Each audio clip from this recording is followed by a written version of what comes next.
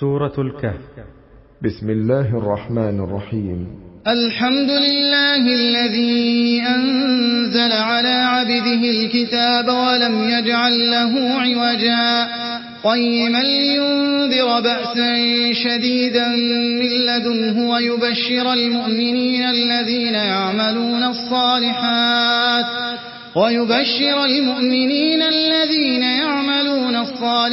أن لهم أجرا حسنا ماكثين فيه أبدا وينذر الذين قالوا اتخذ الله ولدا ما لهم به من علم ولا لآبائهم كبرت كلمة تخرج من أفواههم إن يقولون إلا كذبا فلعلك باخع نفسك على آثارهم إن لم يؤمنوا بهذا الحديث أسفا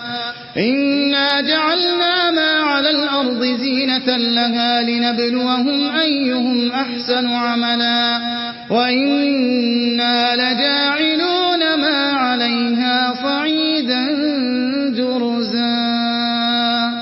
أم حسبت أن أصحاب الكهف والرقيم كانوا من آياتنا عجبا إذ أوى الفتية إلى الكهف فقالوا ربنا آتنا من لدنك رحمة وهيئ لنا من أمرنا رشدا فضربنا على آذانهم في الكهف سنين عددا ثم بعثناهم لنعلم أي الحزبين أحصى لما لبثوا أمدا نحن نقص عليك نبأهم بالحق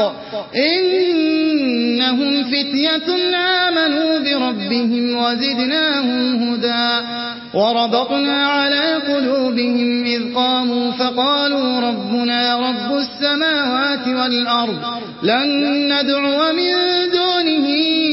إلها لقد قلنا إذا شططا هؤلاء قوم اتخذوا من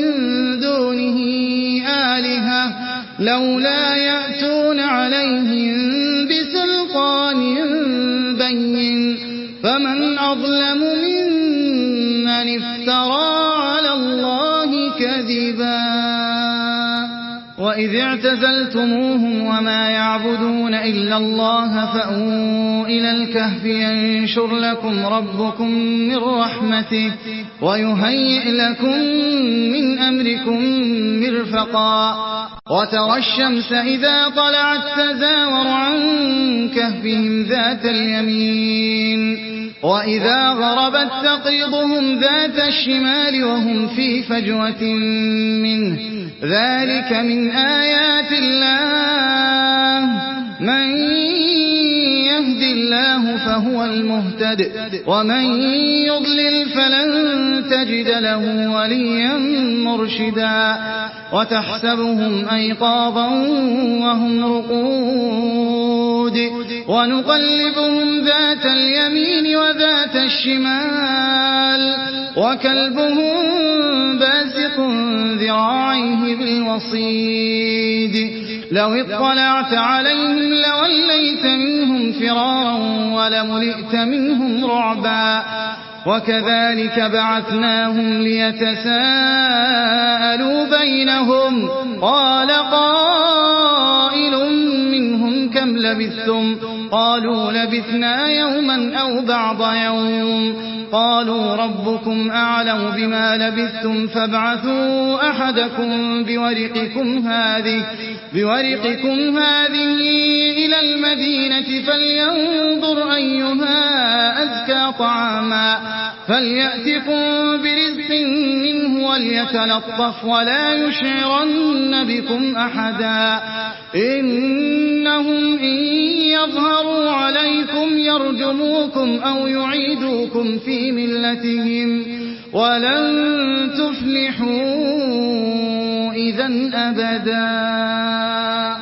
وكذلك أعثرنا عليهم ليعلموا أن وعد الله حق وأن الساعة لا ريب فيها إذ يتنازعون بينهم أمرهم فقالوا ابنوا عليهم بنيانا ربهم أعلم بهم قال الذين غلبوا على أمرهم لنتخذن عليهم مسجدا سيقولون ثلاثة رابعهم كلبهم ويقولون خمسة سادسهم كلبهم رجما بالغيب ويقولون سبعة وثامنهم كلبهم قل ربي أعلم بعدتهم ما يعلمهم إلا قليل فلا تمار فيهم إلا مراء ظاهرا ولا تستفت فيهم منهم أحدا ولا تقولن لشيء إني فاعل ذلك غدا إلا أن يشاء الله واذكر ربك إذا نسيت وقل عسى أن يهديني ربي لأقرب من هذا رشدا ولبثوا في كهفهم 300 سنين وازدادوا 9 قل الله أعلم بما لبثوا له غيب السماوات والأرض أبصر به وأسمع ما لهم من دونه من ولي ولا يشرك في حكمه أحدا واتل ما أوحي إليك من كتاب ربك لا مبدل لكلماته ولن تجد من دونه ملتحدا واصبر نفسك مع الذين يدعون ربهم بالغداة والعشي يريدون وجهه ولا تعد عيناك عنهم تريد زينة الحياة الدنيا ولا تطع من أغفلنا قلبه عن ذكرنا واتبع هواه وكان أمره فرطا وقل الحق من ربكم فمن شاء فليؤمن ومن شاء فليكفر إنا أعتدنا للظالمين نارا أحاط بهم سرادقها وإن يستغيثوا يغاثوا بماء كالمهل يشوي الوجوه بئس الشراب وساءت مرتفقا إن الذين آمنوا وعملوا الصالحات إنا لا نضيع أجر من أحسن عملا أولئك لهم جنات عدن تجري من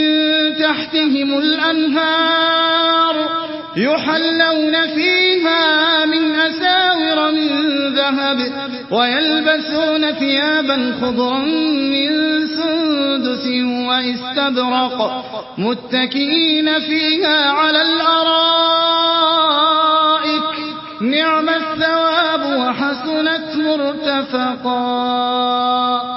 واضرب لهم مثل الرجلين جعلنا لأحدهما جنتين من أعناب وحففناهما بنخل وجعلنا بينهما زرعا كلتا الجنتين آتت أكلها ولم تظلم منه شيئا وفجرنا خلالهما نهرا وكان له ثمر فقال لصاحبه وهو يحاوره أنا أكثر منك مالا وأعز نفرا ودخل جنته وهو ظالم لنفسه قال ما أظن أن تبيد هذه أبدا وما أظن الساعة قائمة ولئن رددت إلى ربي لأجدن خيرا منها منقلبا قال له صاحبه وهو يحاوره أكفرت بالذي خلقك من تراب ثم من نطفة ثم سواك رجلا لكن هو الله ربي ولا أشرك بربي أحدا ولولا إذ دخلت جنتك قلت ما شاء الله لا قوة إلا بالله إن ترني أنا أقل منك مالا وولدا فعسى ربي أن يؤتيني خيرا من جنتك ويرسل عليها حسبانا من السماء فتصبح صعيدا زلقا أو يصبح ماؤها غورا فلن تستطيع له طلبا وأحيط بثمره فأصبح يقلب كفيه على ما أنفق فيها وهي خاوية على عروشها ويقول يا ليتني لم أشرك بربي أحدا ولم تكن له فئة ينصرونه من دون الله وما كان منتصرا هنالك الولاية لله الحق هو خير ثوابا وخير عقبا واضرب لهم مثل الحياة الدنيا كماء أنزلناه من السماء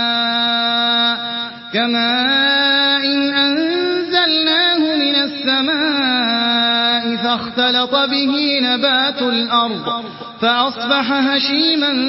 تذروه الرياح وكان الله على كل شيء مقتدرا المال والبنون زينة الحياة الدنيا والباقيات الصالحات خير عند ربك ثوابا وخير أملا ويوم نسير الجبال وترى الأرض بارزة وحشرناهم فلم نغادر منهم أحدا وعرضوا على ربك صفا لقد جئتمونا كما خلقناكم أول مرة بل زعمتم أن لن نجعل لكم موعدا ووضع الكتاب فترى المجرمين مشفقين مما فيه ويقولون يا ويلتنا ما لهذا الكتاب لا يغادر صغيرة ولا كبيرة إلا أحصاها ووجدوا ما عملوا حاضرا ولا يظلم ربك أحدا وإذ قلنا للملائكة اسجدوا لآدم فسجدوا إلا إبليس كان من الجن ففسق عن أمر ربه أفتتخذونه وذريته أولياء من دوني وهم لكم عدو بئس للظالمين بدلا ما أشهدتهم خلق السماوات والأرض ولا خلق أنفسهم وما كنت متخذ المضلين عضدا ويوم يقول نادوا شركائي الذين زعمتم فدعوهم فلم يستجيبوا لهم وجعلنا بينهم موبقا ورأى المجرمون النار فظنوا أنهم مواقعوها ولم يجدوا عنها مصرفا ولقد صرفنا في هذا القرآن للناس من كل مثل وكان الإنسان أكثر شيء جدلا وما منع الناس أن يؤمنوا إذ جاءهم الهدى ويستغفروا ربهم إلا أن تأتيهم سنة الأولين أو يأتيهم العذاب قبلا وما نرسل المرسلين إلا مبشرين ومنذرين ويجادل الذين كفروا بالباطل ليدحضوا به الحق واتخذوا آياتي وما أنذروا هزوا ومن أظلم ممن ذكر بآيات ربه فأعرض عنها ونسي ما قدمت يداه إنا جعلنا على قلوبهم أكنة أن يفقهوه وفي آذانهم وقرا وإن تدعهم إلى الهدى فلن يهتدوا إذن أبدا وربك الغفور ذو الرحمة لو يؤاخذهم بما كسبوا لعجل لهم العذاب بل لهم موعد لن يجدوا من دونه موئلا وتلك القرى أهلكناهم لما ظلموا وجعلنا لمهلكهم موعدا وإذ قال موسى لفتاه لا أبرح حتى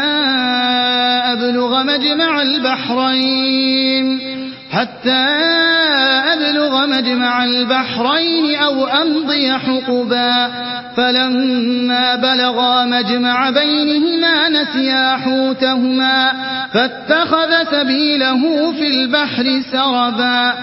فلما جاوزا قال لفتاه آتنا غداءنا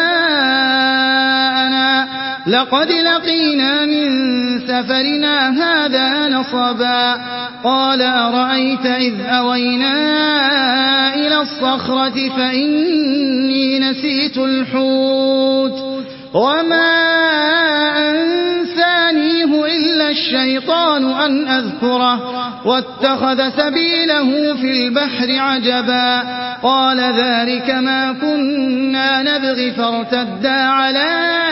آثارهما قصصا فوجدا عبدا من عبادنا آتيناه رحمة من عندنا وعلمناه من لدنا علما قال له موسى هل أتبعك على أن تعلمني مما علمت رشدا قال إنك لن تستطيع معي صبرا وكيف تصبر على ما لم تحط به خبرا قال ستجدني إن شاء الله صابرا ولا أعصي لك أمرا قال فإن اتبعتني فلا تسألني عن شيء حتى أحدث لك منه ذكرا فانطلقا حتى إذا ركبا في السفينة خرقها قال أخرقتها لتغرق أهلها لقد جئت شيئا إمرا قال ألم أقل إنك لن تستطيع معي صبرا قال لا تؤاخذني بما نسيت ولا ترهقني من أمري عسرا فانطلقا حتى إذا لقيا غلاما فقتله قال أقتلت نفسا زكية بغير نفس لقد جئت شيئا نكرا قال ألم أقل لك إنك لن تستطيع معي صبرا قال إن سألتك عن شيء بعدها فلا تصاحبني قد بلغت من لدني عذرا فانطلقا حتى إذا أتيا أهل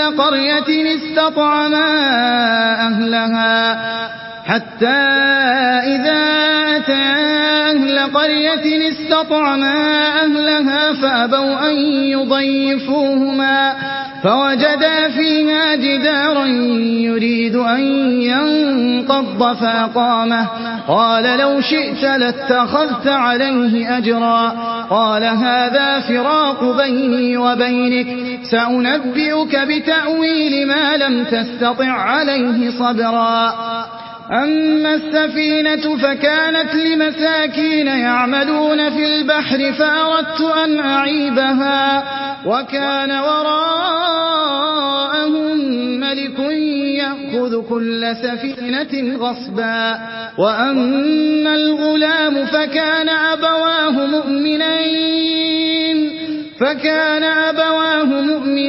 فخشينا أن يرهقهما طغيانا وكفرا فأردنا أن يبدلهما ربهما خيرا منه زكاة وأقرب رحما وأما الجدار فكان لغلامين يتيمين في المدينة وكان تحته كنز لهما وكان أبوهما صالحا فأراد ربك أن يبلغا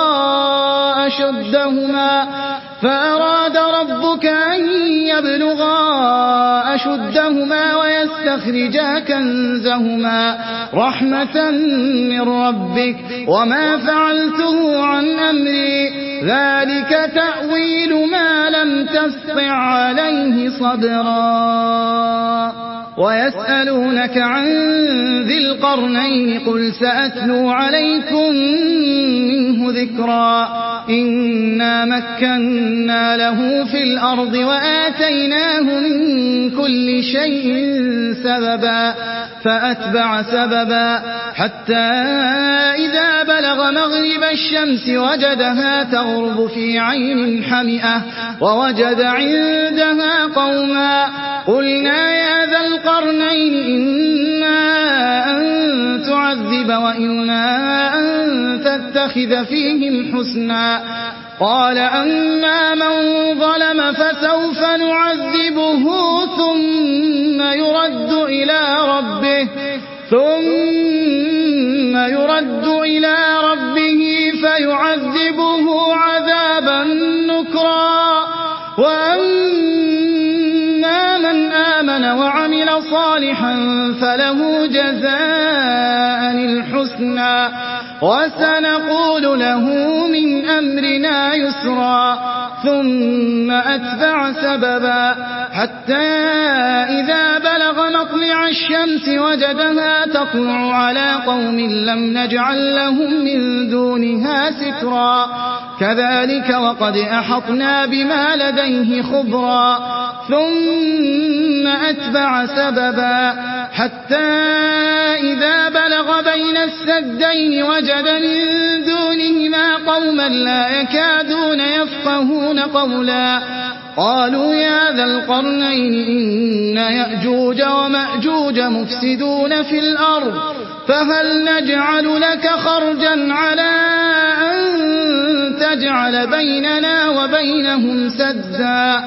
قال ما مكني فيه ربي خير فأعينوني بقوة أجعل بينكم وبينهم ردما آتوني زبر الحديد حتى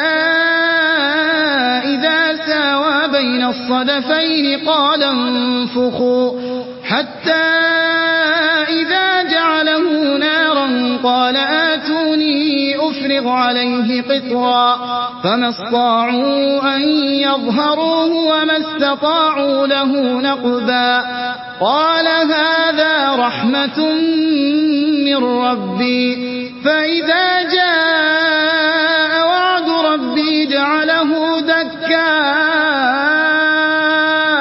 وكان وعد ربي حقا وتركنا بعضهم يومئذ يموج في بعض ونفخ في الصور فجمعناهم جمعا وعرضنا جهنم يومئذ للكافرين عرضا الذين كانت أعينهم في غطاء عن ذكري وكانوا لا يسمعون يستطيعون سمعا أفحسب الذين كفروا أن يتخذوا عبادي من دوني أولياء إنا أعتدنا جهنم للكافرين نزلا قل هل ننبئكم بالأخسرين أعمالا الذين ضل سعيهم في الحياة الدنيا وهم يحسبون أنهم يحسنون صنعا أولئك الذين كفروا بآيات ربهم ولقائه فحبطت أعمالهم فلا نقيم لهم يوم القيامة وزنا ذلك جزاؤهم جهنم بما كفروا واتخذوا آياتي ورسلي هزوا إن الذين آمنوا وعملوا الصالحات كانت لهم جنات الفردوس نزلا خالدين فيها لا يبغون عنها حولا قل لو كان البحر مدادا لكلمات ربي لنفد البحر قبل أن تنفد كلمات ربي ولو جئنا بمثله مددا قل إنما أنا بشر مثلكم يوحى إلي أنما إلهكم إله واحد فمن كان يرجو لقاء ربه فليعمل عملا صالحا ولا يشرك بعبادة ربه أحدا